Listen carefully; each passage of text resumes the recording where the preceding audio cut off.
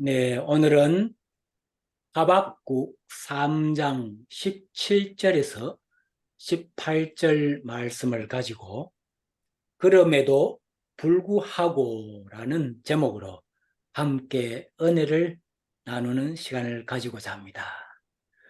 금년도의 달력도 이제 2장밖에 안 남았습니다.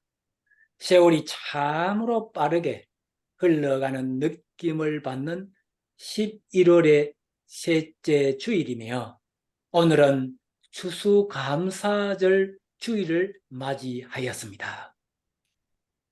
풍성하게 익은 많은 곡식과 열매들을 추수하는 추수의 계절이 다가왔습니다. 농부들에게는 가을은 수확의 계절이므로 어느 누구보다도 기쁨과 보람을 느끼는 계절일 것입니다. 오늘 함께 예배에 참여하신 분들도 금년 한 해에 많은 감사의 제목들을 생각하면서 오늘 추수감사절 예배를 통하여 하나님께 감사와 기쁨을 드리는 예배가 되었으면 합니다. 저는 최근에 감사 나눔의 기적이라는 책을 읽고 여러모로 많은 변화가 생겼습니다. 그 책을 읽고는 감동과 마음의 울림이 와서 저자님과 함께 온라인 줌 화상으로 만나기도 하고 또 그분의 소개로 한국의 감사 나눔 운동본부에서 운영하는 카페에 가입하여서 감사 나눔을 함께 나누고 있습니다. 이 책에서는 일상이 행복해지는 감사 나눔을 함으로 그럼에도 불구하고 감사한 삶이 될 수 있다라고 합니다. 그리고 감사 칠진법을 이 책에서 소개를 해주고 있습니다. 그 감사 칠진법을 이 시간에 한번 같이 공유해 보고자 합니다. 첫 번째는 무조건 감사한다. 두 번째는 소리내어 감사한다.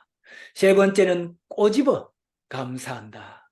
네 번째는 마음 가득히 감사한다. 다섯 번째는 즉시 감사한다. 여섯 번째는 모든 것에 감사한다. 마지막 일곱 번째는 사람에게 감감축하라라고 했습니다. 여기서 감감축은 어떤 의미인가 하면은 감사, 축복의 의미를 가지고 있습니다. 이 시간 우리 함께 온라인 줌 화상으로 예배 드리고 계신 여러분, 한번 이렇게 해볼까요? 감감축합니다. 시작. 감감축합니다. 감감축합니다. 예. 감사합니다. 감사합니다. 축복합니다. 라는 의미로 우리는 많은 사람들에게 감감축하는 삶이 되었으면 좋겠습니다. 네, 이러한 내용의 글들을 읽고 감동을 받고는 감사 나눔운동 본부의 카페를 통하여 나의 감사 일기를 쓰고 그것을 일주일에 2번 정도 저는 카페에 페이스북에 이렇게 함께 공유하기를 시작했습니다. 그랬더니 감사는 감사를 불러오는 일들이 일어나고 또 그 감사 일기를 쓰기 위해서 더욱 감사하는 삶을 살아갈 수밖에 없는 삶이 되어서 그저 하나님께 감사 그리고 좋은 글을 공유해 주신 작가님께 감사한 마음이 가득함을 고백합니다. 살아가면서 이와 같이 감사 제목들이 생겨서 감사하는 삶이 있는가 하면 그렇지 못함에도 감사하는 삶을 살아가는 사람들도 많이 있습니다. 그래서 오늘 하박국 3장 17, 18절 말씀을 통하여서 그럼에도 불구하고 감사하는 삶에 대해서 함께 은혜를 나누고자 합니다. 첫 번째로 그럼에도 불구하고 감사하는 삶을 우리는 살아가야 하겠습니다. 오늘 본문에서 하박국 선지자는 비록 무화과 나무가 무성하지 못하며 포도나무에 열매가 없으며 감나무에 소출이 없으며 밭에 먹을 것이 없으며 우리의 양이 없으며 애양간에 소가 없을지라도 나는 여호와로 말미암아 즐거워하며 나는 구원의 하나님으로 말미암아 기뻐하리로다 라고 고백하는 것을 볼 수가 있습니다. 구약시대 하박국 선지자는 일반 선지들과 같이 하나님 말씀을 대언하고 예언하는 선지자와는 다르게 하나님과 대질하며 불평하였던 사람 중에 한 사람이었습니다. 그러나 그는 하박국 3장 17절 18절에서 하나님께 자신의 처한 상황이 아무리 힘들고 어려울지라도 오직 여호와 한 분만으로 즐거워하며 기뻐할 수 있음을 고백하는 모습을 볼 수가 있습니다. 구약 시대 그 당시의 소득은 과일나무로부터 열매를 취하는 것과 밭에서 곡식과 채소를 얻어서 먹고 사는 농업과 또 양이나 소를 키우는 목축업이 주 소득이었던 시절입니다. 그런데 무화과 나무와 포도나무와 감나무에서 소출이 없고 양과 소가 없을지라도 오직 여호와 한 분으로 족하다는 그런 고백을 하는 하박국 선지자를 통해서 우리들에게 주는 교훈이 크다고 볼 수가 있습니다. 살아가면서 물질의 부족함으로 많은 어려움을 겪어보신 분들도 있을 것입니다. 그리고 나의 가족들의 건강 문제로 힘들게 살아온 적도, 아니 지금 이 시간에도 힘드시는 분도 있을 것입니다. 성경에 나오는 인물 중에 요셉의 삶을 보면 청소년 시절 때부터 형들의 미움을 받아서 애국으로 팔려가고 종으로 살았고 또 감옥에서 들어가서 힘든 삶을 살았지만 그 요셉의 마음에서 한 번도 여호와 하나님 아버지가 떠난 적이 없었던 것을 우리는 잘 알고 있습니다. 오직 여호와 하나님 한 분만으로 족하다는 생각으로 자신에게 닥쳐온 어떤 어려움 상황에서 참고 견디고 하나님에 대한 신뢰와 믿음을 저버리지 않고 그럼에도 불구하고 감사하는 삶을 살아갈 때에 그에게는 애굽의 총리가 되는 영광이 있었던 것을 성경을 통해서 우리는 잘 알고 있습니다. 이와 같이 현대 시대에도 그럼에도 불구하고 감사하는 삶으로 승리하신 분이 있습니다.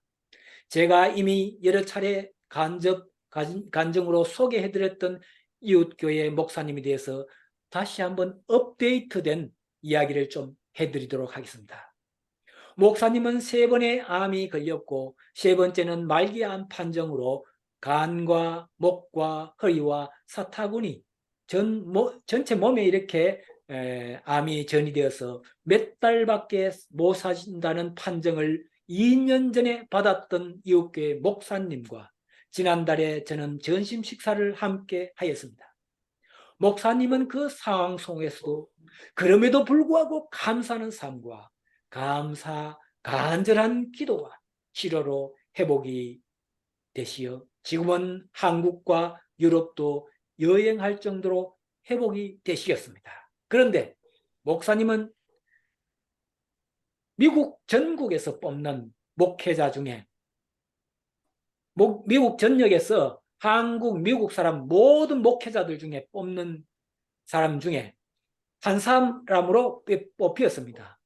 한국의 미국 선지자의 발자취를 방문하는 프로그램에 참여하여서 미국 그 단체에서 모든 비용을 다 이렇게 대어 주어서 온 가족이 함께 한국을 3개월 다녀오셨습니다. 지금은 미국 침례교 단체에서 장애인 지원 프로그램을 한국 목사로서 최초로 지원받게 되어서 목사님의 안투병 승리로 온 가족, 목사님과 사모님과 아들 셋, 온 가족의 승리가 된 간증을 들으면서 하나님의 크신 사랑과 임재하심에 감사한 마음이 가득한 점심시간이었던 지난 한 달 그 점심시간이었습니다. 이와 같이 우리들의 삶에는 이런저런 이유로 힘들고 어려운 상황이 다가올 수가 있습니다. 그러나 하박국 선지자와 요셉 그리고 저의 이웃교회 목사님과 같이 그럼에도 불구하고 감사한 마음으로 살아가면서 오직 주님 한 분만으로 족하다는 고백을 하면서 끝까지 주님에 대한 신뢰와 믿음으로 감사하는 삶을 살아갈 때 우리도 승리하는 삶을 살아갈 수가 있는 것입니다. 그러니 어떤 상황 속에서도 주님께서 우리들에게 주신 말씀과 같이 범사에 감사하는 삶을 살아가는 우리들이 되어야 하겠습니다. 아멘. 시편 118편 28절에 주는 나의 하나님이시라 내가 주께 감사하리다. 주는 나의 하나님이시라 내가 주를 높이리로다. 이 말씀과 같이 주님은 나의 하나님이심을 날마다 고백하는 삶과 날마다 감사하는 삶을 살아가야 하겠습니다.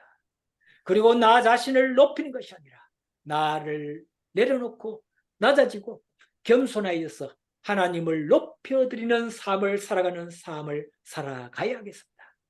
그럴 때 우리들이 앞날에 날마다 그럼에도 불구하고 감사함으로 승리하는 삶을 살아갈 수가 있는 것입니다. 아멘이시죠? 아멘. 두 번째로는 그럼에도 불구하고 사랑해 주시고 새롭게 해 주시는 하나님께 감사하는 삶을 살아가야 하겠습니다. 우리 사람들은 태어나기 전부터 그리고 태어나서 자라면서 수많은 죄를 지으며 살아가고 있는 존재입니다. 이 세상에 죄 없이 살아가는 사람은 아무도 없습니다. 어떤 사람들은 자신은 죄 지을 시간이 없을 정도로 오직 전도와 선교일에 집중한다고 말씀하시지만 그 내면에 들어가 보면 다른 사람을 정죄하거나 자신이 깨끗하다고 하는 우월주의에 빠지는 자체가 바로 죄인 것입니다. 저는 어릴 때에 다니던 교회가 고신이었습니다. 그리고 청년 시절과 결혼 후에 다니던 교회가 모두 고신 교회였습니다. 한국에서 고신이라고 하면은 아주 보수적인 신앙적인 교파 중에 하나라고 볼 수 있는 정평이 나 있습니다. 그러다 보니 저의 신앙도 고신의 색깔이 물들어서 39세에 미국으로 온 가족이 온 이후에 그 보수적인 신앙심과 율법을 지키려는 신앙심 때문에 많은 사람들을 마음으로 정죄하고 또 저의 신앙관대로 하려는 고집이 많았던 저였습니다. 그래서 가끔 신앙 문제로 부닥치는 경우가 있었고 많은 사람들을 저의 잣대로 마음으로 정죄하는 죄를 많이 지었던 적이 있었습니다. 주일날은 오직 교회에 가고 전도하는 일 그리고 쉬는 일에만 시간들을 사용해야 한다는 사고가 머리에 박혀 있었습니다. 그래서 사람들이 주일날 물건을 사거나 식당에 가는 것을 보면 잘못되었다고 많이 지적을 하고 살아왔던 저였습니다. 하지만 미국에서의 이민교회들은 고신 출신만 있는 것이 아닙니다. 신앙관이 다른 여러 교파의 사람들이 모여서 함께 예배를 드리고 함께 신앙생활을 하는 게 미국의 작은 시골의 도시의 이민교회였습니다. 미국에 처음 와서 처음 몇 년 동안 많이 힘들었던 것이 나의 신앙관과 현실의 차이 때문에 나의 마음에서 남을 정죄하는 마음이 자꾸만 생기는 게 가장 힘들던 적이 있었습니다. 그러나 시간이 지나면서 이민교회의 현실을 이해하기 시작했습니다. 그리고 저의 마음을 비우고 현실에 맞는 삶을 살아가는 저 자신이 되어 있는 것을 발견할 수가 있게 되었습니다. 즉 하나님을 믿으면서 너무 율법에 얽매여 부자연스럽게 믿음 생활을 하지 않고 예수님께서 주시는 참 평안과 자유스럽게 믿음 생활을 하면서 하나님을 향한 나의 신앙심은 그대로 잘 유지하게 되어서 참으로 감사한 마음입니다. 저 자신은 남을 정죄하는 마음을 먹고 살아가는 동안 수많은 죄를 지으며 살아갔던 죄인이었습니다. 그럼에도 불구하고 하나님은 저의 죄를 용서해 주시고 사랑해 주시어 새로운 힘을 주시었습니다. 그렇습니다. 우리가 살아가면서 누구나 크고 작은 죄들을 지으며 살아가고 있는 게 우리의 인생입니다. 그 지은 죄들로 인해서 너무 낙심하거나 절망에 빠져 있지 말아야 하겠습니다.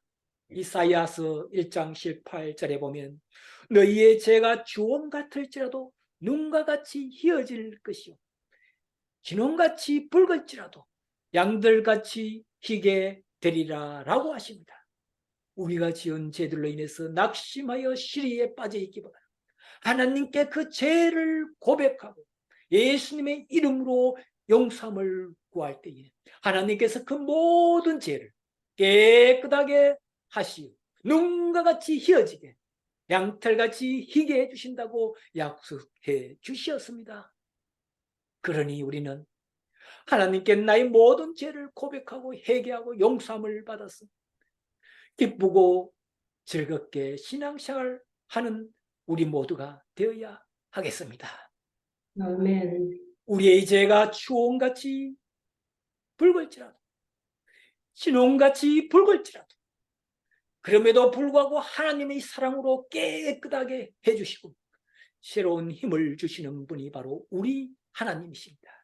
그런 하나님께 날마다 감사하는 삶을 살아가면서 기쁘고 즐거운 신앙생활을 함으로 하나님의 사랑과 은혜와 축복을 풍성하게 누리는 저와 여러분들이 되시기를 소망합니다. 저는 이른 아침에 찬양을 들으면서 산책 중에 한 찬송가의 가사에 많은 은혜를 받았습니다. 찬송가 중에 후렴에 날 사랑하심 날 사랑하심 성경에 써있네 라고 되어 있는 그 가사에 눈물을 글썽거리며 고마우신 하나님께 감사한 마음이 생겼습니다. 이 시간 예수 사랑하심은 563장을 함께 따라 부르면서 그 가사 내용에 은혜를 받는 시간을 잠시 가졌으면 좋겠습니다. 날 사랑하심, 날 사랑하심, 성경에 쓰있네. 우리 함께 찬양을 따라 부르도록 하겠습니다.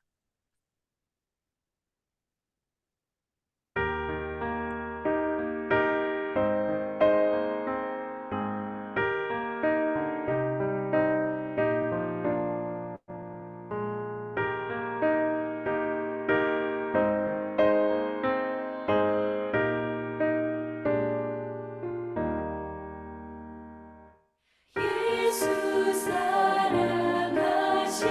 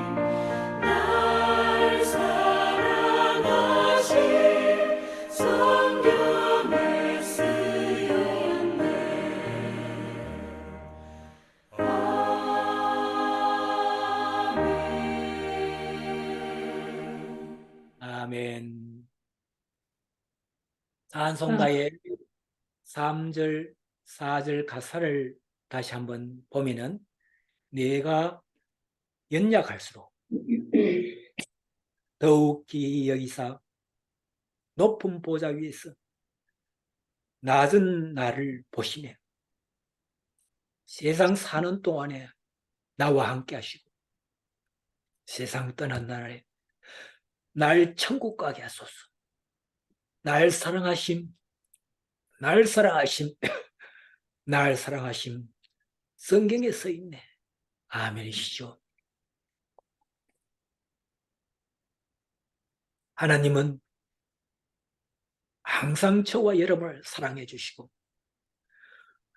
우리가 주님께 간절하게 기도하고 다가갈 때에 언제든지 손 내밀어 주시고 붙잡아 주시고 새 힘을 주시는 분이십니다.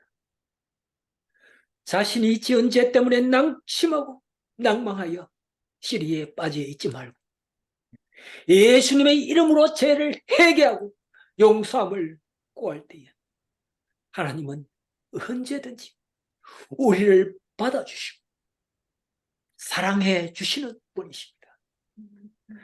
그럼에도 불구하고 사랑해 주시고 새롭게 해주심에 감사하는 삶을 우리는 살아가야 하겠습니다. 셋째로, 그럼에도 불구하고 찬양을 듣고 부르게 해주심에 감사하는 삶을 우리는 살아가야겠습니다. 보통 찬양은 기쁘고 즐거울 때 입에서 저절로 나오지 힘들고 낙심이 될 때에 찬양이 입에서 잘 나오지 않고 한숨만 나오는 게 현실입니다. 그렇지만 찬양 중에는 낙심과 시리에 빠진 사람들에게 새로운 힘과 용기를 불러일으켜주는 찬양도 있음을 우리는 잘 알고 있습니다. 저는 일주일 동안 약 4, 5일 정도를 이른 아침에 찬양을 들으면서 걷기를 합니다. 기쁠 때는 찬양을 들으면서 하나님을 찬양하고 또 마음에 근심이 생길 때는 위로가 되는 찬양을 들으면서 위로를 받고 새 힘을 얻게 되는 시간이 바로 찬양을 듣고 따라 부를 때에 오는 참 은혜라고 저는 고백합니다. 살아가면서 많이 힘들고 시리에 빠져보신 적이 있으신지요? 아니 지금 이 시간에도 많이 힘들어서 주님이 주시는 새로운 힘과 용기가 필요하신지요?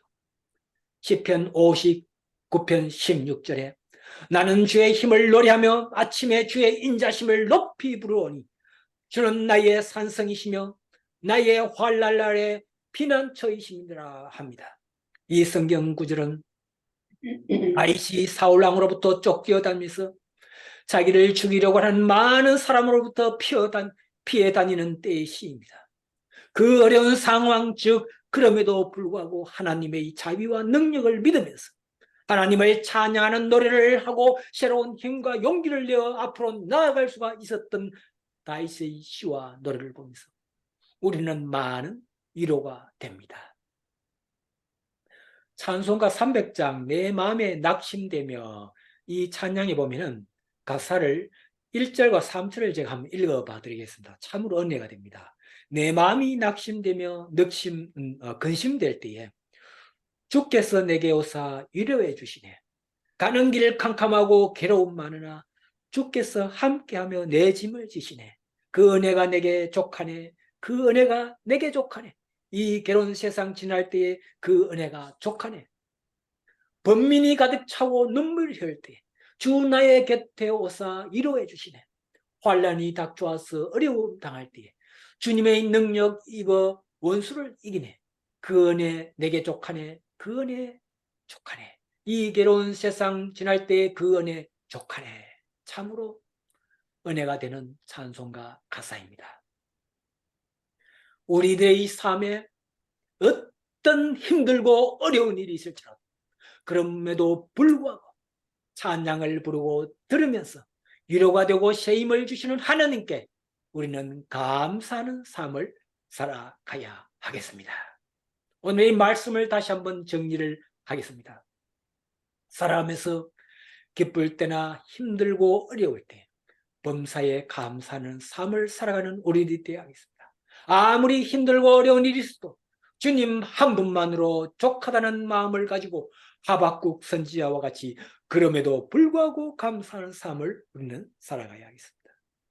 그리고 우리의 죄가 주홍같이 붉을지라도 예수님의 이름으로 그 죄를 회개하고 용서를 구하면 하나님께서 그 죄를 다 용서해 주시고 흰 눈같이 깨끗하게 해주시고, 그리고 그럼에도 불구하고 우리를 늘 사랑해 주시고 쉼을 주심으로 주님을 찬양하고 감사하는 삶을 살아가야겠습니다. 또 기쁠 때나 힘들고 어릴 때나 늘 우리의 입에서 마음에서 찬양과 함께하는 삶을 살아가겠습니다. 아무리 힘들고 어려운 일이 있어도 위로의 찬양을 들으면서 그 가사에 은혜를 받고, 그럼에도 불구하고 찬양을 듣고 부르면서 하나님께 감사하는 삶을 살아갈 수 있는 우리들이 되어야겠습니다. 오늘 말씀을 기억하시고 우리 모두 그럼에도 불구하고 하나님께 감사하는 삶, 그럼에도 불구하고 우리를 사랑해 주시고 늘 새로운 힘을 주시는 하나님께 감사하는 삶, 아무리 힘들고 어려워도 그럼에도 불구하고 찬양이 함께하는 삶으로 날마다 승리하는 삶이 되시기를 소망하며 바라겠습니다. 다 같이 함께 기도드리겠습니다. 하나님 아버지, 오늘 또 귀한 복된 날을 허락하시고 귀한 예배를 들으시심에 감사드립니다. 저희들을 하나님 아버지 자녀되게 해주시고 또 저희들이 모든 죄를 깨끗하게 사하여 주심을 진심으로 감사드립니다.